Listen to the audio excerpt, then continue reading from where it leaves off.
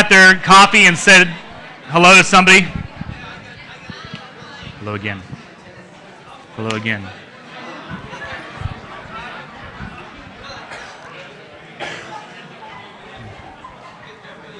Afterwards, let's have a seat.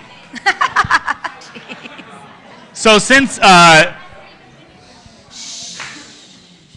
now and then we try to get somebody from the family of this church to come up and tell a little bit about themselves and their family, and I have coerced and persuaded Kerri to do that this morning, and so give Kerri a warm round of applause for sharing this morning. I think he only had my number. Anyway, my name is Kerri Gilman, and I will give a little background about myself. I actually grew up in the Catholic Church until 6th grade. My family was very involved in the Catholic Church. In 6th grade, my family got invited to the community Christian church, and there I realized I could have a personal relationship with Jesus Christ. I didn't have to memorize specific prayers. I didn't have to worship saints or Mary herself. I could have my own very personal relationship with Christ. And so I made the conversion, I guess, to have that. I attended Saddleback Church through high school. Very exciting. They were new and large and busy. It was great. I went to Azusa Pacific University where I got my major in social work. I then went back there to get my teaching certificate. I've been teaching 3rd grade for 14 years. So I love it. Love it. Anyway, I've actually grew up, I had a very easy life. I was spoiled. I was the only girl in the family.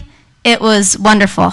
I married into the Gilman family. I couldn't ask for a better family, just a family that praised God, that worshiped God, were servants for God, and I couldn't have even asked for anything better myself. After getting married, I then became pregnant with my firstborn. It was a wonderful pregnancy. I loved being pregnant. I felt better when I was pregnant than I did when I wasn't pregnant. I don't know why. Maybe it was the vitamins I was taking. I loved it, and I had a beautiful daughter, Megan, who came out perfect, no problems at all. A couple years later, I got pregnant again. I was so excited because I wanted to feel exactly the same way, but I didn't. It was quite different. I was shaky. I was weak. Didn't feel the same, so I went into the doctor, and they said, let's just see how everything's going on.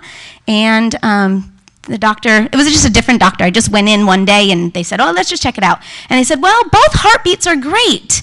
I thought, mine's pounding, I'm sure, and the baby's great. She's like, you don't know you're having twins, do you? And I was so glad I was laying down because I did not know I was having twins. It was a shock of my life. I had so many questions, so many things to think about. I needed another crib, another car seat, another car to fit 3 car seats, a double stroller, more diapers. It was a crazy, crazy, crazy time. Exciting, very, very excited, scary. After a few weeks, after finding out I was pregnant with twins, they diagnosed me with twin-to-twin transfusion syndrome. TTTS is what I call it, make it short, is a deadly diagnosis for twins who share a placenta. What happens is the blood vessels between the babies are connected, and so one baby receives all of the nutrients and the other baby doesn't.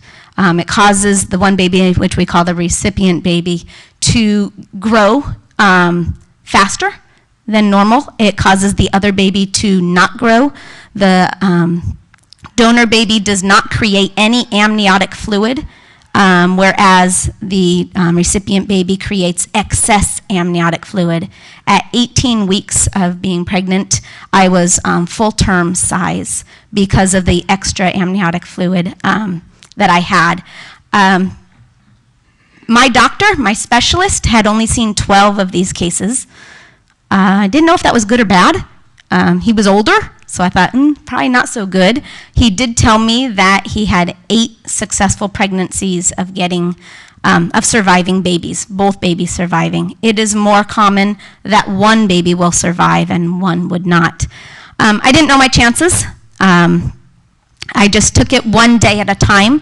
In order to relieve the excess fluid, I had to have amniotic reduction, which means they stick a big needle in your stomach, and they hooked me up to a vacuum pump, and they sucked out the excess fluid. I know that sounds really gross, but you could see me shrink. I did that for 9 weeks in a row, once a week for 9 weeks, in hopes that the smaller baby would get a chance to have some room. Anyway, at 28 weeks, so this is 9 weeks later, they found out that the flow of the umbilical cord to the smaller baby was reversing, which means instead of him getting any nutrients at all, they were being taken away from him. And so they did an emergency C-section to take them out. So they were born at 28 weeks. If you don't know that, that's only 6 months of pregnancy. Right now I can be thankful for that. Back then I was not. Tyler was born at 1 pound, 12 ounces. He was 12 inches long, so I do call him my little ruler. He struggled to breathe right away. They had to intubate him right away. He could not breathe on his own. Jake was born at 2 pounds, 12 ounces, 14 inches. When they first took him out, he was breathing on his own, but then needed to be intubated as soon as they got him up to the NICU. Lots of problems. For Jake was the bigger baby. He was the one that we say was taking everything from Tyler. He ended up with high blood pressure. They had to call in specialists to determine the amount of medicine to give a baby, a 2-pound baby, blood pressure medicine. He had kidney failure, brain bleeds, epileptic seizures. There were times when I went in to visit him that they would say, don't talk to him, don't touch him, because any stimulation would cause him to go into more failure. Tyler was tiny, very little. He had underdeveloped lungs. He was on a ventilator to help him breathe for 6 weeks. He wasn't breathing on his own at all. He was living on this machine. So it was strange to say. Doctors prepared us for lots of problems, a lifetime of problems. They didn't know how the outcome would be. We were prepared for cerebral palsy. Usually when you are on oxygen for long amounts of time, it's very common to have cerebral palsy. For seizures, especially for Jake, who was already having them, we met with specialists to talk about seizures, chronic lung disease, and brain damage. And these were all the things that they met with us. We had different meetings with every kind of doctor you could think of to prepare us for these things. It was a long road. We looked forward every day to doctors' phone calls. I looked forward to them because I wanted to hear the changes that were happening. Mike would cry every time the phone would ring because he thought it was news that they hadn't made it through the night. On November 19th, at 2 months of age, we got to take Jake home. He was about 5 pounds. He had no issues at all. He came home free of oxygen, free of medicines. We were just able to take him home, which was awesome. We had to leave Tyler there an extra month. Tyler got to come home right before Christmas of that year. He came home with oxygen and a heart monitor. I don't know if you've ever had to live with oxygen in your house and a heart monitor, because that thing beeps at all hours of the night, whether or not he was breathing. So we had lots of scary moments. After having them home, I thought, great, the worst was over. We just got to get Tyler stronger. We have to get him to not need the oxygen anymore, have him so he can survive on his own. 3 weeks after being home, I had to take him in for pneumonia. This was actually scarier for me than their actual birth. I didn't expect them to survive their birth, but once they did, I didn't expect any other problems. But we took Tyler in. He ended up being sent to Kaiser in Hollywood with a collapsed lung. I watched him die 5 different times. If you've ever heard in the hospital where they call for code blue, they were calling for code blue. I watched them resuscitate him each time. that was harder than anything else. I almost would have wished he wouldn't have even made it through the birth than to watch my 4-month-old struggle to live. We struggled with that for 3 weeks, and he came home stronger than ever. Did not have to ever go back to the hospital. So after that, I had said I had a good, easy life before this, and people asked, how did I stay strong through this? And my thought, wasn't me. It wasn't me at all. When I first was diagnosed, my family had planned a trip to go to Minnesota in the motorhome. I love the motorhome. I love trips. I didn't get to go, but they all went without me, all of them.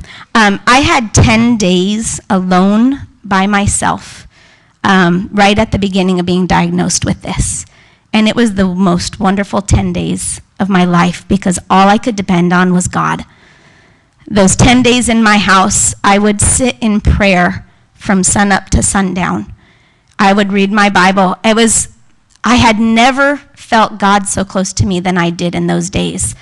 I read Psalm 20, which said, "May the Lord answer you when you are in distress. May he grant all your requests." And believe me, I was asking him for stuff. Matthew 7:7 says, "Ask and it will be given." 1 Thessalonians says, "Pray continually." And I did. 10 days. He took the crazy family away for 10 days so I can have this time with him, so that I could bond with my God and I could give my life and the control of my situation to him. And then in Matthew 17 it says, "I tell you the truth, if you have faith as small as a mustard seed, you can say to this mountain, 'Move from here to there,' and it will move. Nothing will be impossible for you." I never had to be so dependent on God in my life. My life was easy, but this was out of my control. I couldn't do it at all, and I had to turn to him in prayer and give it all to him. And if you don't realize, they were up here jumping and dancing and probably hiding behind somebody, but they're fine, and there's no repercussions of their difficult birth at all. So we can praise God for that. Good job. It's an awesome story. We're going to take communion right now, and so if you're going to help us with that, I ask you to come up. And I think this is a good lead-in because Jesus gave us, or God gave us, 2 sacraments that Christians are to take part in, and communion is one of them. And the reason we take communion is to remember what God did for us and continues to do for us. And it's a great story of God showing what he does for those who believe in him, for those who call on him. And so with that heart, we want to take communion today. The day before Jesus died, he said to his disciples, "I'm giving you this to remember me by. I'm giving you the bread to remember my body, and I'm giving you the blood, or the cup or the juice to remember my blood."